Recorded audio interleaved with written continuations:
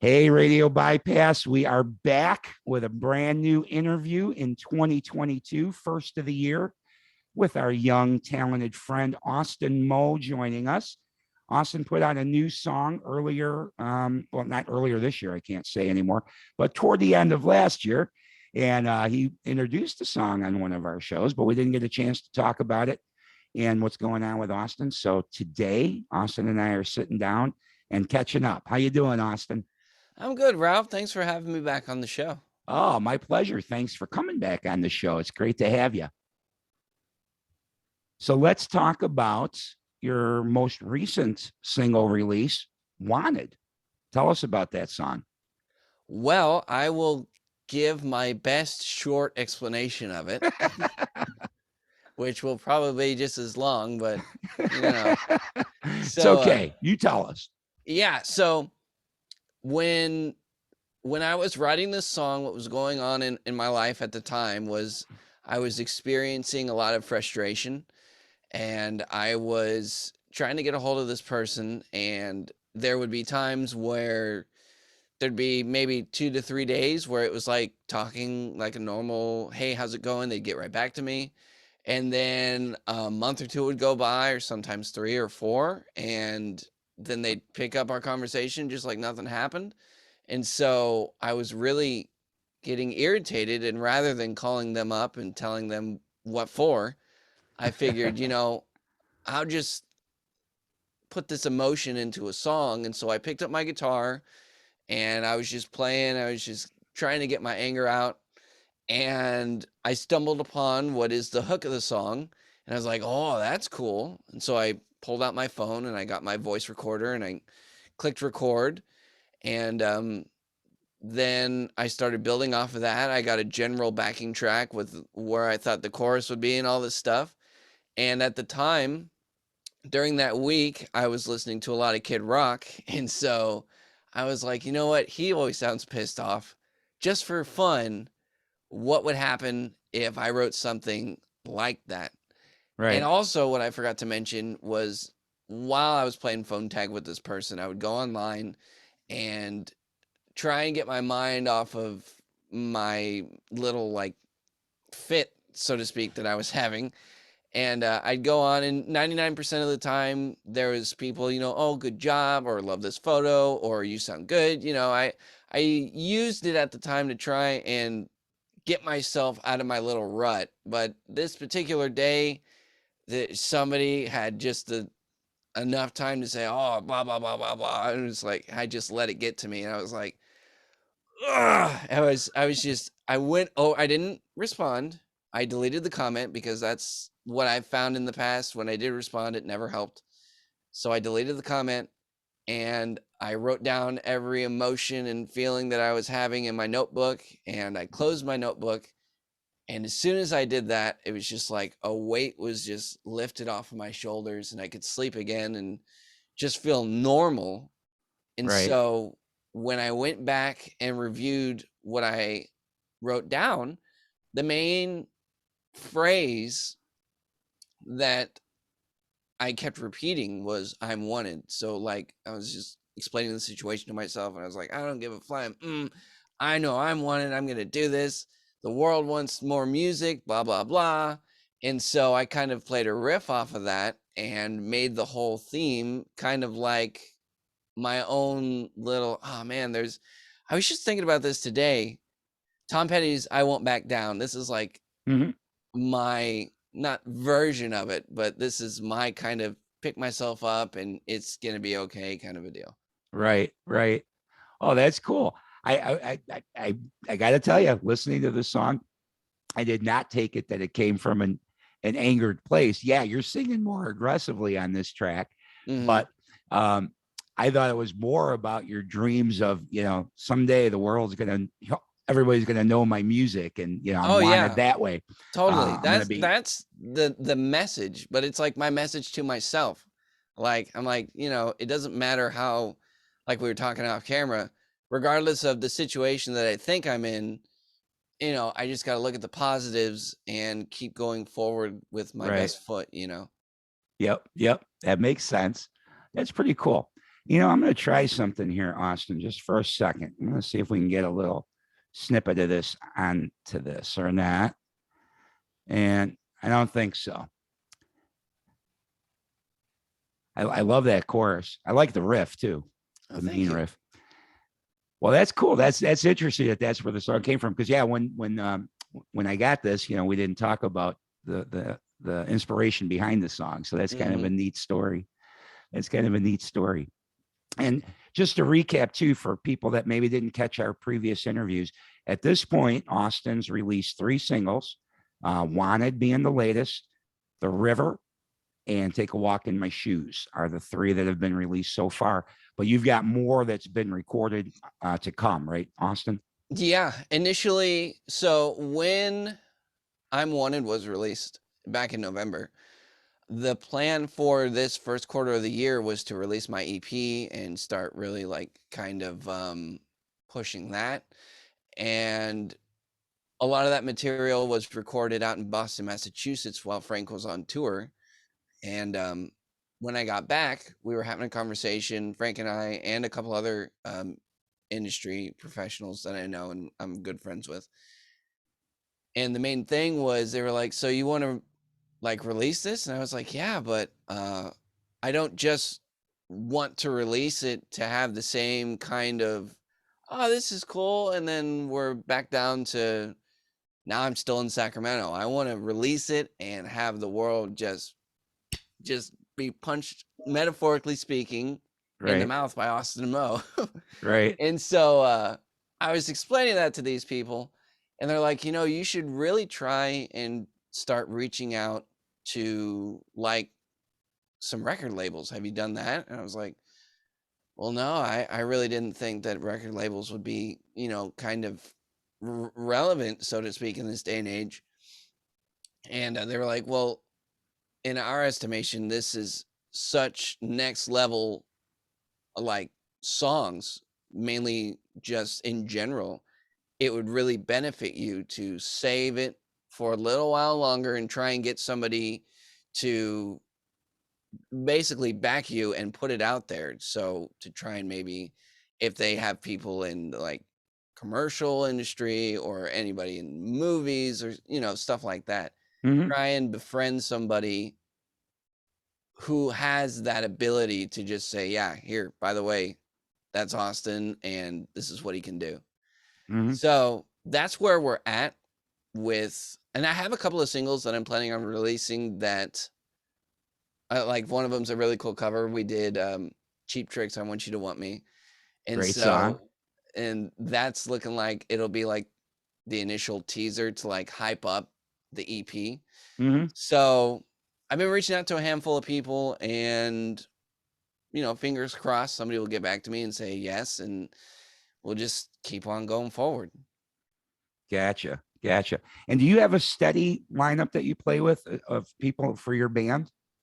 Well, right now, so I have, technically speaking, 3 different lineups throughout the United States. I have some buddies in Texas who we've jammed together and they'd totally be down to, if I had to do from Texas up, they'd be totally okay with doing a little mini tour.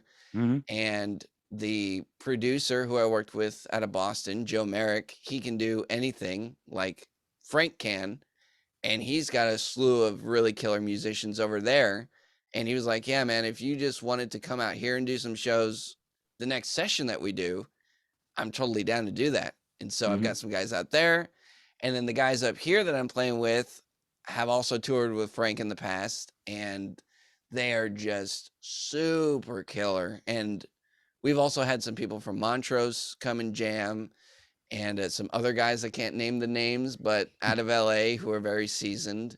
So yes, but kind of at the same time. I understand.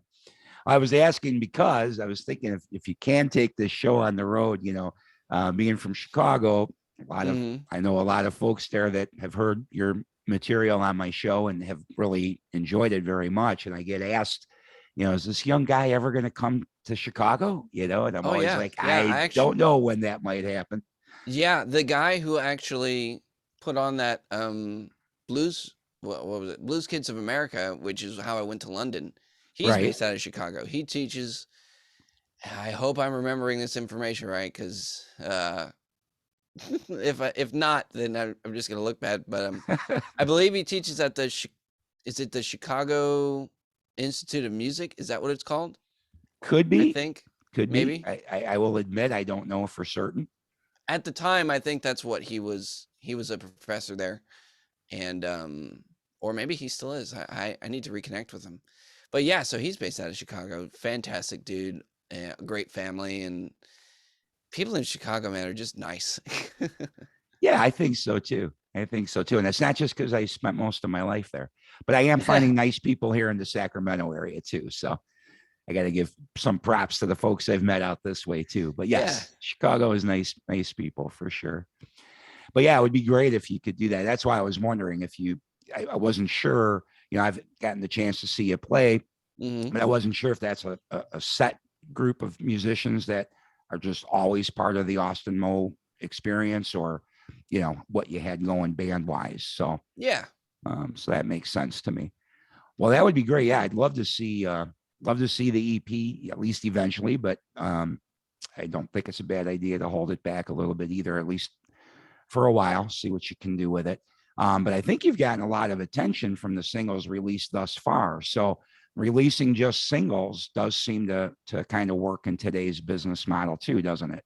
Yeah. Yeah. That's pretty much, it's kind of like history musically is repeating itself from like how it was very first conceived, which is now we're back to the singles like it was the 50s, Right. I think about and that a then I'm lot. sure 5 years from now it'll be albums again, and then EPs, and then it's just a ever evolving kind of thing. Right. Right. It really is. And I think about that a lot, about the singles now seem to be the things. I think about that all the time. Like, wow, how did this happen? It's kind of interesting. I still like to hear a whole album, and I still like when an album connects, like, like there's some similarity throughout, the whole record. Mm-hmm. But that's, me, I guess. I like that kind of thing. Yeah. Because sometimes, singles can end up being kind of disjointed. Like, well, that single was kind of like this, but it doesn't really fit now. This single, whatever. Mm-hmm. But I know that does seem to be the model, and I know a lot of people worry about putting out physical product too now. For a number of years now, that's been a thing. But Yeah. I don't know how you keep people's attention for very long. I don't know. I don't understand it. But me, I want to sit down and listen to a whole record. I don't want it to be 2 hours long necessarily, but Yeah, we don't want 2112 or anything like that, but no, but a good 40-minute record or so, mm-hmm. or some of the ones from the old days that were even shorter, a half hour or whatever. Anybody can spare that amount of time to sit down and immerse themselves in the music, because that's what Definitely. misses too. I feel with singles, you don't really get immersed, and I for me, it's a relaxing thing. Yeah. I listen to music pretty much all the time, and then doing the show that I do now, I get a lot of material sent to me that I got to listen to and see if it fits what RadioBypass is all about. And Mm-hmm. and even if it doesn't, I still enjoy that experience of sitting down and listening to this person's record or whatever. Yeah. And I find it relaxing and enjoyable, and just, I don't know. So just a single here or there that most people do seem to, that's all they can sit through. I don't Mm-hmm. get it. I'd rather sit I can carve out a half hour or an hour every day for just listening to some music. But Yeah. I guess most It's a people good can't. pastime. It is. It is. Soothes the soul, I always say. So, all right. So we know we've got another single coming at some point in 2022. And then you've got some live shows in the Sacramento area coming. Yeah. And another young band. I don't know what's in the water here in the Sacramento area that there's so many of you young guys that are talented, but you got a show coming up in February with Red Voodoo, another fine young group of musicians. Oh yeah. So that's happening February 25th. Is that right? February 25th. We'll be on. Sorry, got something in my eye. we will be on at 8:30. So we're going 8:30 to 9:30, and Red Voodoo will be taking the stage and doing a 3-hour set. 3 And hours. Wow. yeah, it'll be yeah, 3-hour set, and it'll be a really cool time. That sounds like a lot of fun. That's a Friday night, so you don't have to go to work the next day for Yeah, most you don't have to folks. worry about that hangover as much. That's right. And then coming up in the spring, in April, I believe it is, you're getting to open for one of my all-time favorite bands, Y&T. Oh yeah, yeah. So, Y&T, the guys in there are really so. Y&T, my dad's obviously been following them forever, and when there's another local guy up here who played with them for an extensive period, hold on, an extended period of time. That's what I was trying to say. His name is Brad Lang, oh, sure. and I was playing Swabbies, which is the venue that we were talking about earlier, Yeah. and my dad found Brad on Facebook or something to that effect and invited him out. And so Brad came out while they were on a break from the tour with Y&T, and he came out. We hung out and shot the BS, and he was super cool. And then when Aaron started to play with Y&T, I've known him for a long time, and so it was really cool to like see and they're super good friends, both of them, with each other. So it wasn't like oh, I hate that guy, like He took my job. Right. Yeah. Yeah. Brad's like the coolest dude aside from Frank that you can meet in the area. Mhm. And so when Aaron started doing those shows, I would email the band, and little did I know I was emailing Dave Menichetti directly. I was just like, oh, this is probably like an assistant or whatever.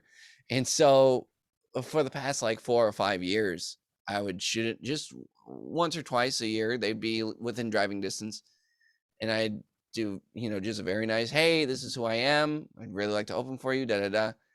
And he was super nice until I might have cut him off on like a off day or something. He was like, listen, he just told me straight up in a polite way. He's like, look, dude, we don't do the openers. We're just a headliner. It's per venue. So if you really want to open for us this bad, hit up the venue. Like, it's out of my control. This is actually my email, just to let you know. And I was like, oh, okay. I hope I didn't make you mad. And Right. so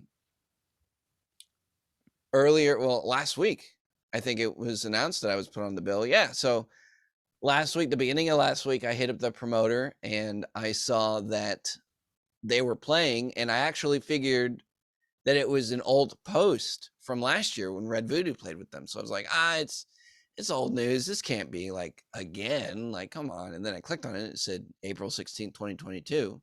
And it didn't say that they had an opener. And I was like, oh, well, I might as well try and see what's going on. So I hit them up, and they called me the next day and said, oh, do you think it would be a good fit? And I was like, well, I can send you my stuff. Like, Sure. I think it's a good fit, but they're borderline that like beginning metal kind of sound, like Sabbath and stuff. Right. And so I left it up to the promoter. I sent him some stuff and even my unreleased EP, just so he could get a feel for what I would be playing if I did open for them. Right. And he called me back like an hour and a half later or 2 hours later, and he's like, oh yeah, you can have the gig, and this is what's going down. This is usually how it happens, and depending on how long they want to relax for will depend on how long your set is. So prepare for this amount of time, but just know if you get cut short, it's not like we're pulling the plug. It's just like the guys want to go and play. Right. And I was like, oh, that's really cool. And so I was super excited. And I've actually met their guitar player, John Nyman. He came straight from Tokyo to one of my gigs in the Bay Area. He actually lives up there, up towards San Francisco. Mhm. And I was playing this club in Benicia, and my dad invited him out, as my dad usually does if he hears it. Oh, well, for example, we always invite Frank out everywhere, but he actually showed up one time to Swabbies. He caught a flight from Canada early to come home and check us out, and it was super cool. And so just saying hey, if you're in town and if you're not busy, it'd be really cool to meet you. We'll buy a drink. You never know who'll show up. Right. That's awesome. That's awesome. Yeah, I interviewed John. I don't know. It's probably been 2 years now, or maybe 3. Was it for his ago. Christmas single? No, it was not. Although we did end up talking about his EP and stuff too. Oh, okay. But no, I was because I'm a huge Y&T fan, so I had been trying to get Dave Meniketti to come on the show, and eventually his wife turned me on to John. She's like, he probably knows more about Y&T's history than anybody. Wow. She goes, yeah, why don't you reach out to him? So she gave me contact info, and then they were going to be doing some dates, including in Chicago. So he's like, yeah, he said, I got time. He said, after the gig, or sometimes before the gig, whatever, I'm just sitting in the hotel anyway. Yeah. So we ended up picking a day and did a phone interview, and he was great to talk to, and he really is a Y&T historian. John Nyman is. He really knew his stuff. I was like, wow. And I didn't realize that he had such a long association with the band prior to becoming a permanent member on guitar in the band. So yeah, he was a great guy to talk to. I think we ended up talking for a couple hours. It was amazing. So that's cool that he came out to see you. Yeah, he seemed like a really great guy. And then I met him briefly when they did come through Chicago, but we only talked for a couple of moments. I didn't get to spend much time with him, but that interview was great and enlightening. I thought I knew probably everything about Y&T because, like I said, I've been a fan since I was in high school. And a kid first turned me on to Yesterday and Today's, what was then their first album. Yeah. And then I liked it. And then I kind of kept paying attention to the band whenever something new would come out. And then by the time Mean Street came out, I was like, oh my God, this is the greatest ever, And so I'd been hooked on them ever since. And so I thought I knew pretty much everything there is to know about Y&T, but I was wrong. I learned a lot from John Nyman during that interview. Yeah. But that's cool. So April 16th, that's awesome. That's going to be a fun show. It'll be my first time playing that venue. I've seen shows there. I've seen Foghat. I went to the Red Voodoo and Y&T show last year, and that was super cool to just be an audience member for once. Right. Well, you guys out here, all you musicians, it seems like you all kind of support one another from what I see. I do see a lot of people when I go see bands. I always see other musicians at these gigs. I think you guys have a very supportive music community here. Oh, yeah. Well, we just, I just want to let my hair down sometimes and just play a guitar for 4 hours straight. Right. No, you got to take a break once in a while. So what else, Austin, is upcoming that you can tell us about? Anything? Well, not yet. We are in talks to try and contact some tours that are happening. So, there's a little bit of some, what do they call it? We're just waiting for the fish to bite kind of thing. And light at the end of the tunnel too, that there's actually the potential for live dates on an ongoing basis now. When this COVID started, it was like, when will this ever happen that bands can get out there and play steadily? Right. Yeah. So we have, we're reaching out to some people and we're kind of just waiting to see what their thoughts would be on the prospect of me opening or doing like a string of shows with different bands. And so good things happen, and then we'll be right here talking about it. That's right. And just to make sure, in case anybody isn't familiar, when Austin's talking about Frank there, that's Frank Hannon from Tesla that has been producing Austin's material along with the gentleman out east. And Frank definitely seeming to be a big supporter here, because Frank's also worked with Red Voodoo, who you hear me talk about a lot as well. And that's something that's very cool out here in the Sacramento area, is all the support that all of you guys give one another, and so much young talent here in this town. It's pretty amazing. But Austin Moe just love the way you write songs. Take a Walk in My Shoes, out of your 3 so far, Mm-hmm. lyrically probably is still my very favorite one of the 3. But Oh, cool. yeah, it really is. But they're all great. And we look forward to definitely hearing more music from Austin Moe for sure. Well, thank you for your support, man. It's just, it's a very, um, hold on, we'll cut that part out. I'm not good at editing, just so you know. So this will be live. No, I'm very grateful for to be able to talk to people like you, and for my fans who surprise me and just send me stuff out of the blue, or come to my shows. And I have my virtual background on right now. I'm looking behind me. There's a And picture. it's good. It does your face doesn't look funny when I try to use a virtual background. I guess because I don't have a green screen, it looks all weird. Yeah. Well, a fan on my wall behind me, which you can't see, obviously, he snapped a picture of me playing my V and blew it up, and it's huge. And it was just things like that. When people show up to give it to me as a gift, it's still hard for me to comprehend, because I'm getting used to it, but at the same time, I don't think I'll ever get used to it, if that makes sense. It does. It absolutely does. And you got to keep your humility, right? Oh, And yeah. that's No, important. So if my head can't fit through the door, my mom will walk in with a needle and pop it, bring me back down to size. that's funny. And speaking of, gifts and stuff, I know you had posted something on your Facebook page that you had gotten, but Yeah. you just reminded me though, with thinking about that, you're doing some kind of new video, or you trying out some new pedal for your guitar setup or something? Yeah. So initially, a fan had bought this really cool guitar pedal. It's based off of this really boutique. I don't know. I think it was less than 1,000 made. It's called a Klon. This is like gear nerd stuff. And it's 4 guitars, and the manufacturer, they're all hand built, and he covered the electronics with black goop so nobody could replicate his sound. So there's all these companies that try and emulate this sort of iconic golden like tone, and it's very similar to like a Eric Johnson Cliffs of Dover kind of vibe back from that portion of his career.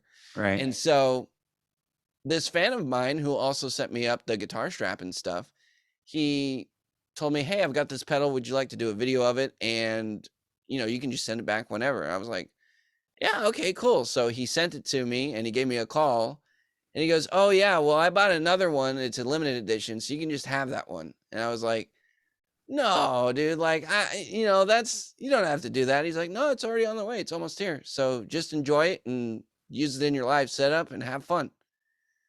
So that was a real treat. That actually happened right before our call earlier today, and it's Right. just, it's a humbling experience to have people think of me like, "Oh, Austin would really like this," and then like purposely trick me. Well, that's great. It takes a village to raise a musician, Yeah, right. It's funny. All right, Austin. Well, I will look forward to seeing you probably. I think I'm going to make that February 25th gig. I'm pretty sure going to see the Young Guns tour on the 27th in Reno. Oh, I'm there not you quite go. sure when we're leaving, but yeah, I was going to go see it in Sacramento, but my wife likes to sit, and they have seating in the Reno gig. So Oh, is that at what venue is that at? the Grand Sierra Resort, I think it's called. Huh. Depending on how cheap tickets are, I might just have to drive up there myself. I wanted to see that show so bad. Oh, me too. Both bands. I mean, the Wolfgang stuff. I just thought the record was just fantastic. Oh yeah, my favorite is "Don't Back Down." That intro riff. Great. Just, yeah. as soon as I heard that, and that was released on the Active Rock, like 98 Rock and stuff up here when Pat Martin was a part of it, I was like, damn, like that. His dad would be proud because the expectation that people have of him because of that association, I think benefited him, because it's not Van Halen. He's not He's not his trying to dad. be, He's right. no, not at all. But the sound that he's making for himself is just so freaking killer, man. That tour would be, Uh-oh. Where'd I go? I don't know. I see a battery or a picture of a phone or something. Hold on. My phone might have died. You faded away. Oh, that's right. You're on. That's probably what it is. You need juice. Yeah. You need juice. Hold All right. on. Well, this part I'll try to edit out. Hey, well, I can, folks, if I don't edit this out, you'll just get to see a fun experience of what really happens when you're really doing stuff. I have this as my backup. It's not as pretty, but yeah. So, anyways, that's a first. Sorry about that. That was funny. Yeah, that tour would have been so, pardon my French, so freaking cool to be a part of. Oh God, yeah. I thought about you and our Red Voodoo friends both. Thinking, boy, too, that's not a multi-band bill more than just the two, because Dirty Honey smokes too, obviously. Oh yeah, they do. So yeah, I'm super excited because Dirty Honey on their own, when they had come through Chicago, I forget what it was, but for some reason I couldn't make it, so I didn't get to see them when they came around the first time. Then by the time Wolfgang came to the Chicago area the first time, and he played at a venue that I really like, I was already out here in California, so I couldn't make that gig. Then I saw the Sacramento listing for Ace of Spades. And I said, oh, maybe we can go to that.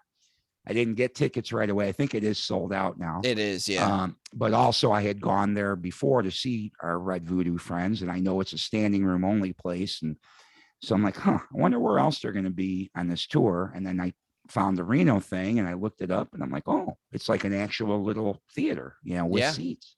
So I knew my wife would be down for that. So that's on the 27th, but I'm not sure if we're going to leave, because we're actually going to stay the night there for sure on the 27th. Even though we don't drink, but still. Yeah, it's just easier that way. It's easier. Yeah. So I don't know if she's going to want to go a day or two ahead or not. But if I'm here on the 25th, then I'm there at that show. All right. And then hopefully I'll make the Y&T one, because I missed it this last time at Quarry Park. I did not. I was here, but I didn't get a chance to go. Well, I mean, you were settling in, right? Yeah. Like very early on, I think. I think I can't remember if we were still at that hotel that we had to stay at for a while, or if we had gotten this house, but I whatever it was, we did not make it. So I'm hoping to make it this time, especially with the added attraction of you being part of the show. So it's going to be, this will be my first all original set, and it will include some of my unreleased stuff that we'll be releasing this year. So awesome. This is a little incentive. That's definitely an incentive, man. Definitely an incentive. All right. Well, Austin, I will let you go. You can see my lighting's changing because I'm using natural light from the outside, and the sun's starting to disappear. So we'll wrap this up. But Austin, always good to talk to you. Always a pleasure having you on this show. Love Wanted, love the river. Take a Walk in My Shoes has an extra special spot in my heart, but love it all. Can't wait to hear more from Austin Moe, and everybody checking this out. If you see Austin coming anywhere that you can go see him play, go check this young man out. I've had the pleasure of seeing him play several times now. He can sing and he can just kill on that guitar. You got to check out Austin Moe.